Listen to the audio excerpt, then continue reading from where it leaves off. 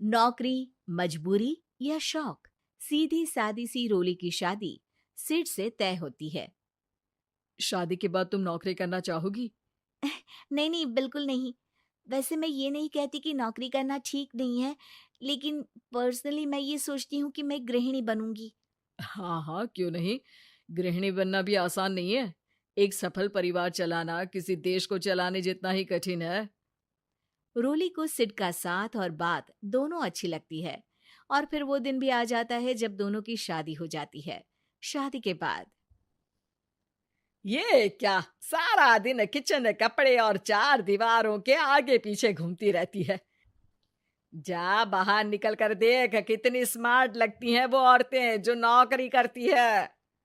हाँ, अच्छी तो लगती है सासू माँ, लेकिन मैं नौकरी नहीं कर सकती। मेरा मन घर के कामों में ही लगता है। अरे मेरी बेटी तो कमाती है, अपने को फिट भी रखती है और सास को भी खूब शॉपिंग करवाती है। अच्छी बात है ना सासू माँ। मैं तो जो है उसी में संतोष मान लेती हूँ। बरकत होनी होगी तो इसी में भी हो जाएगी। ये बोलकर रोली चली जाती है। एक दिन सास की सहेली घर आती है, जहाँ रोली उन्हें चाय के साथ कई तरह के पकवान बनाकर खिलाती है। अरे वाह, तेरी बहू तो बहुत गुणी है। कितना सब बनाकर ले आई। मेरी वाली तो ऑफिस से आकर दो रोटी ही सेक दे तो समझो एहसान कर दिया। अरे ऐसा ना बोल। तेरे घर में दो कार, चार मंजिला मकान, और तेरे लिए जो वो अपने पैसे से साड़ी लाती है वो भी तो कितनी कीमती होती है। अरे मेरी वाली तो बस सारा दिन इन्हीं दो कमरों को ताजमहल बनाने में लगी रहती है। सहेली चली जाती है। कुछ समय बाद रोली को एक सुंदर सी बेटी होती है। अरे क्या सारा दिन उस बच्चे में लगी रहती है। माँ, मुझे ना एक मिनट भी छोड़ने का मन नहीं करता। देखिए ना, कितनी प्यारी है। मैं ना इस हर पल को एंजॉय करना चाहती हूँ। अरे हाँ हाँ, हमने भी बच्चे पाले हैं, हम भी जानते हैं कि कितने प्यारे होते हैं, और अपने बच्चे को बढ़ता हुआ देखना कितना अच्छा लगता है। लेकिन एक दिन अचानक और रोली, एक बहुत बड़ी घटना हो गई। एक शॉर्ट सर्किट से पूरी दुकान जल गई। ओह, अब अब क्या कुछ समझ में नहीं आ रहा कि कैसे घर चलेगा। घर की पूरी गाड़ी पटरी पर लाने के लिए कई साल लग जाएंगे, और वापस पहले जैसे होने में भी बहुत टाइम लग जाएगा रोली। रोली कुछ सोचती है, फिर अपने 3 महीने के बच्चे को देखती है और कहती है, आप कहें तो मैं नौकरी शुरू कर दूं? माँ मुन्नी को देख लेगी, फिर शाम को तो मैं घर आ ही जाऊंगी। सिड कुछ कहता उससे पहले ही उसकी सास वहां आ जाती है। अरे हाँ हाँ, अब भी तुझे नौकरी करने के लिए पूछना होगा। अरे घर पर इतनी बड़ी विपदा आ गई है, तू है कि बच्चे का मुंह देख रही है। अरे क्या मुझ पर भरोसा नहीं है? अरे नहीं नहीं माँ जी, ऐसा क्यों बोल रही हैं आप? फिर क्या था, सिड से पूछकर 3 महीने की बच्ची को रोली सास के पास छोड़कर चली जाती है। शाम को ऑफिस से आने पर अरे सारा दिन इसने तो चैन नहीं लेने दिया, बस गोदी में ले लेकर घूमती रही। हाथ दर्द हो रहा है। बहू को बहुत गिल्ट फील होता है, लेकिन जब वो घर की हालत देखती है तो चुप रह जाती है।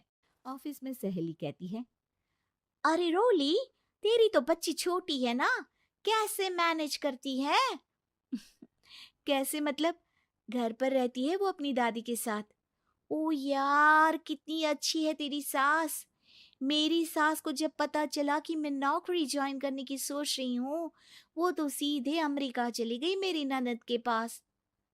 अच्छा, फिर तू कैसे मैनेज करती है? अरे मैंने तो फुल टाइम मेड रख ली है। ओहो, वो तो बड़ी महंगी होगी ना। हाँ यार, लेकिन कमाई भी तो हो रही है ना। यार, मैं तो कभी अपना बच्चा इनके मम्मी पापा के पास ना छोड़ू। प्यार दुलार में खराब कर देते हैं ये दादा दादी बच्चे को। नहीं नहीं, मुझे अपनी सास पर पूरा विश्वास है। जो मेरे पति को इतनी अच्छी शिक्षा के साथ बड़ा कर सकती हैं, वो मेरी बच्ची को कभी नहीं बिगाड़ेगी। खैर, रोली की इस सोच से उलट पड़ोसियों के बीच हाथ में बच्ची पकड़े रोली की सास कहती है, अरे क्या बताऊं, सारा दिन बहू बाहर रहती है। पहले अपने बच्चे पालो, फिर बच्चों के बच्चे। अरे अपना जीवन तो कुछ रहा ही नहीं। अरे नहाने भी जाती हूं ना तो इसे साथ रखती हूँ, कल को कहीं गिर गई या चोट लग गई तो बहू तो हमारी खाल उखाड़ लेगी ना। अरे ऐसा भी क्या डरना बहू से, नौकरी थोड़ी की है उसकी। अब क्या बताऊं, पढ़ी लिखी लड़कियां हैं आजकल की। चलो चलती हूँ, सब्जी बनाने का वक्त हो गया है। बच्चे आएंगे तो खाना तो बना मिले।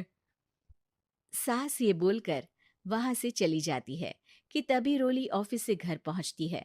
बाहर पड़ोसियों को देखकर, नमस्ते आंटी जी, कैसी हैं आप? अरे बहुत अच्छी हूँ, लेकिन तेरी किस्मत तो सबसे अच्छी है। क्या सास पाई है, मोती दान किए होंगे तूने। तेरा बच्चा भी देखती है, खाना भी बनाती है। बेचारी बहुत काम करती है तेरी सास। हाँ आंटी, सही बोल रही हैं आप। अब ऑफिस भी दूर है तो आने जाने में वक्त चला जाता है। खैर चलती हूँ। हाँ हाँ बेटा जाओ, गर्मा गर्म खाना खाओ। रोली घर आती है, जहाँ सास एक बार फिर छोटी सी मुन्नी की शरारतें गिनाने में लग जाती है। अरे आज तो इसकी वजह से मुझे 2 बार कपड़े बदलने पड़े। बार बार पानी गिरा दे रही थी। दोपहर में थोड़ा सोचा कि आराम कर लूं तो दूध के लिए रोने लगी। हाय, मैं तो परेशान ही हो गई। रोली को सास की बात अब कुछ अजीब लगती है, पर वो जल्दी से कपड़े बदलकर किचन में जाकर रोटियां बनाने लगती है। सारा महीना काम करने के बाद रोली को सैलरी मिलती है। वो पैसे लेकर सीधे सास के पास जाती है। माँ जी, ये मेरी सैलरी। आपने हर कदम में इस घर का साथ दिया। मैं नौकरी करने के पक्ष में नहीं थी। मैं तो अपने बच्ची को बढ़ता देखना चाहती थी। मैं थोड़े में भी खुशी थी। कभी मैंने आपको किचन में पैर नहीं रखने दिया था। घर की मुसीबत नहीं आती तो मैं कभी इन जिम्मेदारियों को आप पर पड़ने नहीं देती। अब सास समझ चुकी थी कि उसकी गलती कहाँ है। हाथ में पैसे देखकर कहती है, मैं पढ़ी लिखी नहीं थी तो पति ने भी कभी पैसे हाथ में नहीं रखे।